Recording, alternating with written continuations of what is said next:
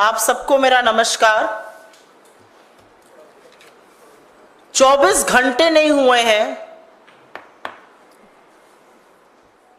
ND गठबंधन की सरकार बने, नरेंद्र मोदी को प्रधानमंत्री पद की शपथ लिए और भारतीय जनता पार्टी के लोगों के काले कारनामों ने एक बार फिर सिर शर्म से झुका दिया है। और ये जो आरोप लग रहे हैं ये हम नहीं लगा रहे हैं, ये बीजेपी के अंदर से, संघ के अंदर से उनके नेता, उनके कार्यकर्ता, उनके समर्थक लगा रहे हैं। अब जो आरोप सामने आया है उसमें बीजेपी के नेता और उनकी आईटी सेल, जिसको मैं फेक न्यूज की फैक्ट्री कहती हूं, उसके सरगना अमित मालवीय पर आरएसएस के एक नेता ने यौन शोषण का गंभीर आरोप लगाया है। संघ परिवार के नेता हैं शांतनु सिन्हा, वो बीजेपी के बंगाल के पदाधिकारी राहुल सिन्हा के भाई हैं, एबीवीपी के सदस्य रह चुके हैं, हिंदू संघ के प्रमुख हैं।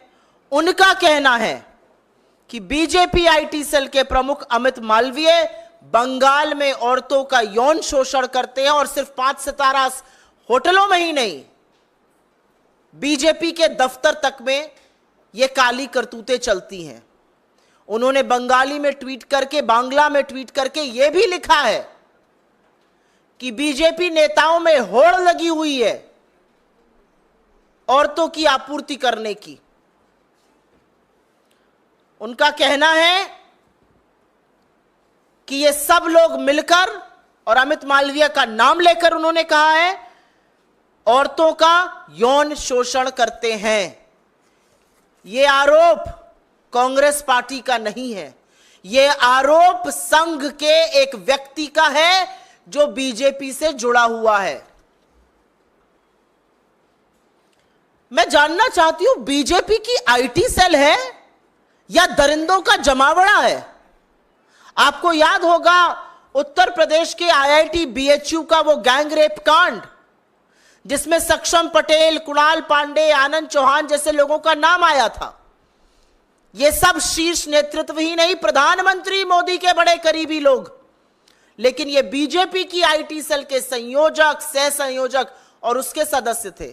तो दरिंदों का जमावड़ा है क्या बीजेपी की आईटी सेल? आज सवाल इस बात का है, आज सवाल इस बात का है कि बीजेपी की आईटी सेल में कैसे लोग हैं भाई?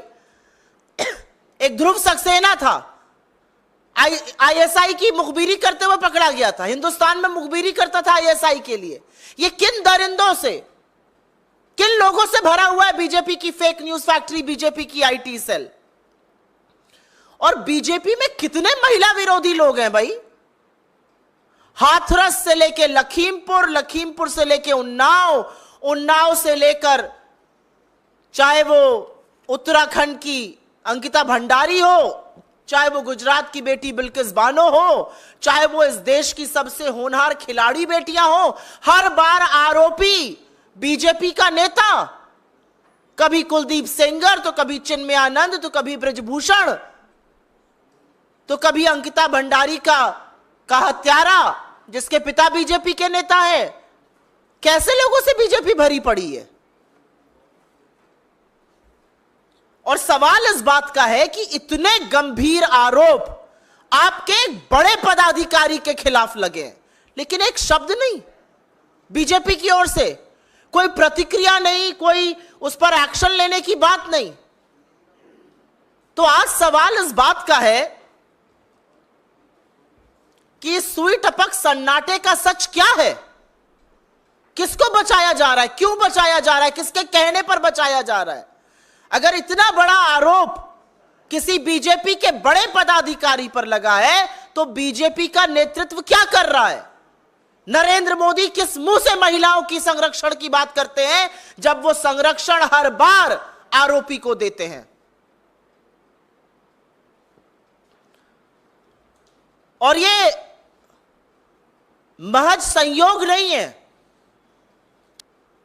महज संयोग नहीं है कि फिर से यौन शोषण का आरोप एक ऐसे व्यक्ति पर लगा जो सत्तारूढ़ दल में एक बड़े पद पर बैठा है, जो प्रचार प्रसार का एक तरह से प्रमुख है, जो नैरेटिव बनाता है।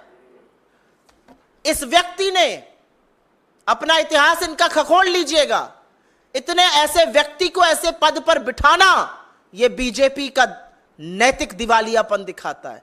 यह वो व्यक्ति है जिसने खुलेआम पोर्नोग्राफी की बात करी है।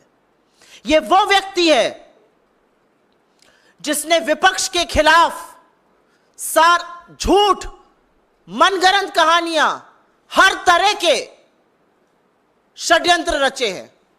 राजनीतिक प्रतिद्वंद्विता को किनारे रखकर इसने देश के प्रथम प्रधानमंत्री पंडित नेहरू तक को नहीं बख्शा।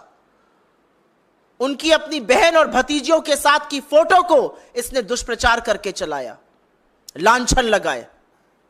इस आदमी ने राहुल गांधी के बयानों को काट छाट कर उनकी छवि धूमिल करने का कुत्सित प्रयास किया।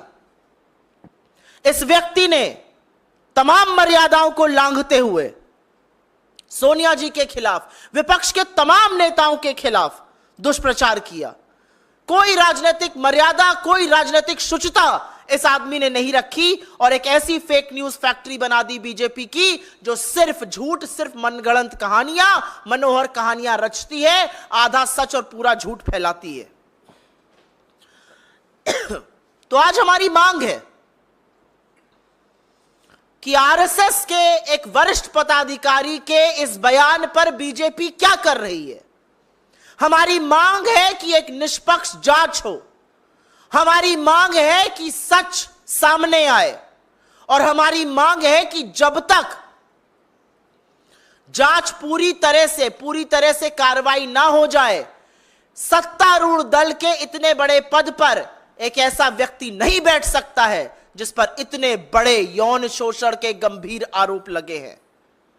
मैं पूछना चाहती हूं, मंत्रालय आवंटन तो अभी बाकी है, लेकिन क्या कोई नया बाल विकास मंत्री जो भी बनेगा या बनेंगी, वो भी पहले वाली की तरह आंखों पर पट्टी और मौन व्रत रख लेंगी? इस देश में राष्ट्रीय महिला आयोग तो है, वो सिर्फ विपक्ष में जब कुछ होता है तो जागती हैं। इसका स्वतः संज्ञान नहीं लीजिएगा, नहीं जाइएगा कोलकाता, नहीं कीजिएगा कार्रवाई। आप महिलाओं के संरक्षण, उनके अधिकार, उनके सामर्थ्य, उनके संबल के लिए है, लेकिन आपने सिर्फ गंदी घिनौनी राजनीति की है। आज भी वक्त है, जाग जाइए। मेरा अपना मानना है कि कठोर कदम उठाने चाहिए भारतीय जनता पार्टी को। हम मांग करते हैं निष्पक्ष जांच हो, और वो तभी संभव है जब इतने प्रभावशाली पद से वो व्यक्ति हटाया जाएगा, और ऐसे व्यक्ति को सजा भी मिलनी चाहिए, और उनको अपने पद पर बने रहने का कोई नैतिक अधिकार नहीं है। आपके सवालों का स्वागत है। पहले मैं सुओ मोटो सवालों का जवाब दूंगी। शुक्ला नहीं सिन्हा जो आरोप लगाए हैं कि ऐसा सिर्फ 5 स्टार होटल ने बंगाल के भाजपा कार्यालय में हुआ, साथ ही साथ उन्होंने ये कहा कि बंगाल नेताओं में ऐसी प्रतियोगिता चलती है, कौन नेता कितनी अधिक लड़कियां आपूर्ति करते अच्छा पद हासिल करे। जी हां, और मुझे ऐसा लगता है कि ये आरोप विपक्ष के किसी नेता ने नहीं लगाए हैं, नहीं तो इस पे बीजेपी कहती कि हम विपक्ष की राजनीति कर रहे हैं। यह आरोप संघ के एक बड़े पदाधिकारी ने लगाए हैं, जिसका भाई बीजेपी का पदाधिकारी है, जो बंगाल में है, जिसने बांग्ला में सब कुछ लिखा है। तो हम ये पूछना चाहते हैं कि बीजेपी किस चीज का इंतजार कर रही है? क्यों आपकी आईटी सेल ऐसे दरिंदों से, ऐसे देशद्रोहियों से, ध्रुव सक्सेना जैसे लोगों से, सक्षम पटेल जैसे लोगों से, अमित मालविया जैसे लोगों से भरी पड़ी है?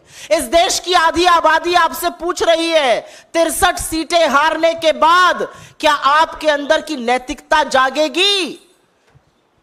ये पूछना चाहती है इस देश की आधी आबादी, या फिर से एक आरोपी, एक दरिंदे के साथ खड़े होकर उसको संरक्षण दीजिएगा? मैं जानना चाहती हूं, जो औरतों के नाम पर गंदी राजनीति करते हैं, क्या वो वहां जाएंगे? क्या इसका संज्ञान लेंगी नेशनल कमीशन ऑफ वुमेन की चीफ, या आंखों पर पट्टी और मुंह में दही जमाए चुप और मौन व्रत ले लेंगी? आज सवाल इस बात का है।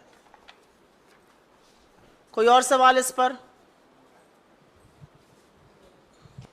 मैम, 2 दिनों से टीएमसी भी इस मसले को उठा रही है, और वहां पर राज्य में टीएमसी की सरकार भी है जो आपकी सहयोगी है। तो क्या अब तक इस मामले में एफआईआर दर्ज हुई है और क्या आप मांग करेंगी कि जांच के लिए इसमें अमित मालवीय की गिरफ्तारी हो?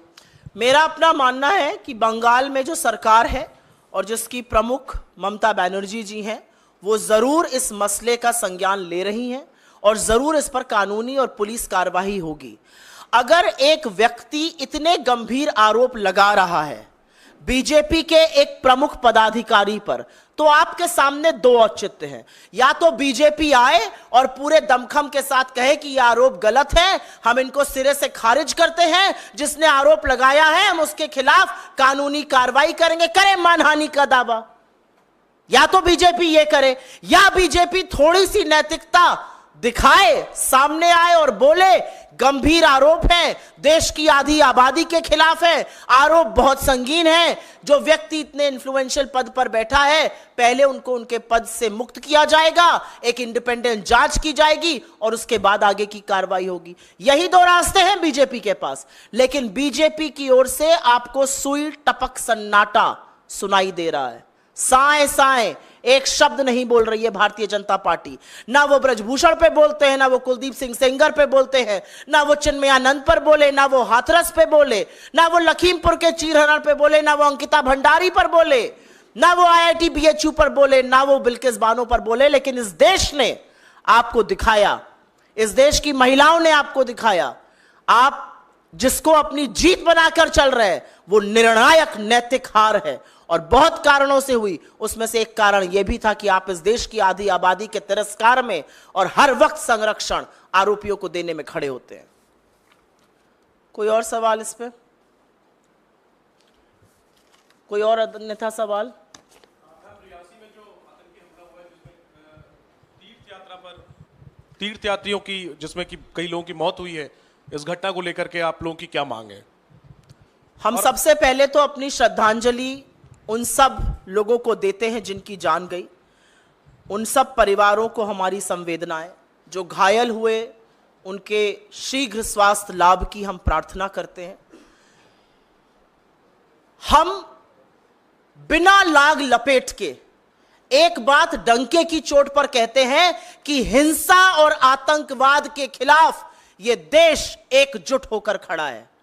कोई फर्क नहीं पड़ता किसकी सरकार है या नहीं है, लेकिन आतंकवाद के खिलाफ हिंसा की लेश मात्र इस देश में जगह नहीं है और हम उसकी भर्त्सना करते हैं और उनको कायर बुलाते हैं।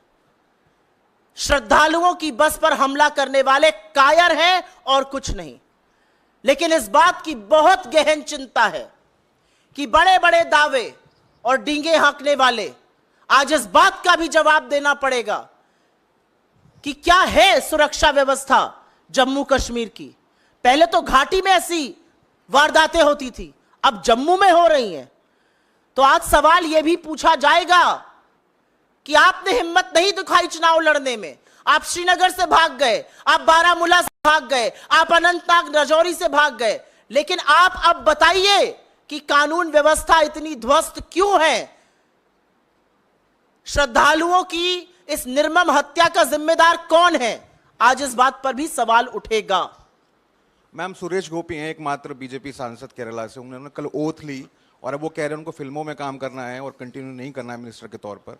कई लोग ये कह रहे हैं ये मौकरी है मैंडेट का जो मिला है और बीजेपी ने अपना होमवर्क नहीं किया था उनको उससे पहले। नहीं, ये मौकरी ऑफ मैंडेट और होमवर्क नहीं करना तो एक बात है, ये तो हम तो शुरू से कह रहे हैं तमाम बैसाखियां हैं, अब बैसाखियां बवाल मचाएंगी। आपने कल सुना अजीत पवार जी को, आपने कल सुना प्रफुल्ल पटेल को, आप सुन रहे हैं अभी श्री गोपी को। अभी तो देखिए आगे आगे क्या होता है। अभी देखिएगा, जो एक मुद्दा प्रधानमंत्री ने निर्लज्जता से जिस पर झूठ बोला पूरे देश पर, टीडीपी उसके साथ मुस्तैदी से खड़ी है। क्या आज नरेंद्र मोदी की हिम्मत है कि वह चंद्रबाबू नायडू को बुलाकर कहे आप मुजरा क्यों कर रहे हैं? है हिम्मत नरेंद्र मोदी के अंदर यह कहने की? क्या विश्वसनीयता है ऐसे प्रधानमंत्री की? क्या नैतिकता है अपने पद पर बने रहने की? 63 सीटें आप हार गए, इस देश ने आपको नकार दिया। अब नाक रगड़ के आप एक तिहाई प्रधानमंत्री बनकर एक अल्पमत इसकी कोalition की सरकार चला रहे हैं। आपने जिस नीतीश के डीएनए पर सवाल उठाया था, आज आप उनके सामने नतमस्तक होके पड़े। तो आज पूछना पड़ेगा ना आपसे, आपका सांसद कहता जी मुझे बनना ही नहीं है, मैं बनना ही नहीं चाहता हूं, मैं तो पिक्चरों में काम करना चाहता हूं। ये इस देश के लोकतंत्र का मखौल है और इसका सबक जनता अभी और आने वाले दिनों में सिखाएगी। अभी तो जनता ने खड़े होकर सिखाया है सबक, बस आपके अहंकार का अंत होगा, यह जनता ने मैसेज दे दिया है। समझने वाला समझेगा, जो ना समझे वो अनाड़ी है। लेकिन जो खींचतान है वो तो अभी मंत्रालयों को लेकर, पोर्टफोलियो को लेकर, कैबिनेट या एमओएस को लेकर अभी देखिएगा क्या क्या होता है। जो व्यक्ति अपनी मनमर्जी से, जो व्यक्ति तुगलकी फरमानों से, जो तानाशाही से, जो मन में आया माय वे और द हाईवे की सरकार चलाता था, अब उसको सबक सिखाएंगे इनके घटक दल, सबक सिखाएगी इस देश की जनता, सबक सिखाएगा कोalition का धर्म। मोदी जी एक बात नहीं जानते हैं और वो एक बात नहीं कर सकते हैं, वो समन्वय नहीं बना सकते हैं क्योंकि वो लोगों की बात नहीं सुनते हैं। तो देखिएगा इसका क्या हश्र होगा। जी सुप्रिया जी, जो कल की घटना हुई जिस कश्मीर में, जिस पर आप भी सवाल उठा रही हैं, लेकिन ये आतंकी घटना है, लेकिन इसको एक वैसी घटना, सामान्य घटना बताने की कोशिश की गई और ऑफिशियली ट्वीट भी हुआ है पीएमओ से। तो क्या लगता है कि एक आतंकी घटना को छुपाने की कोशिश की गई है? क्योंकि कल मुझे नहीं पता, आपको पता है कि नहीं ये बात। अगस्त 2019 से, और मैं आपको बोलती हूं होमवर्क करिएगा, आप सब करिएगा, नरेंद्र मोदी का ट्विटर हैंडल खोलिए, पीएमओ का ट्विटर हैंडल खोलिए। अगस्त 2019 से आतंकी घटनाओं में हमारे जवान शहीद हुए, हमारे ऑफिसर शहीद हुए, पुलिस के लोग शहीद हुए, लेकिन नरेंद्र मोदी ने श्रद्धांजलि का एक शब्द तो छोड़ दीजिए, उन हमलों का संज्ञान तक नहीं लिया। अगस्त 2019 के बाद से यह पैटर्न है नरेंद्र मोदी का, और आज आतंकी हमले को ढकने की, तोपने की, उस पर लीपापोती की कोशिश बेकार है। आतंकी हमले के खिलाफ यह देश एकजुट होकर खड़ा है। आतंकियों को यह बात पूरी तरह से समझानी होगी कि आपकी हिंसा और आपकी नफरत के खिलाफ यह देश एकजुट है। ऐसी जरूरत कीजिएगा मत।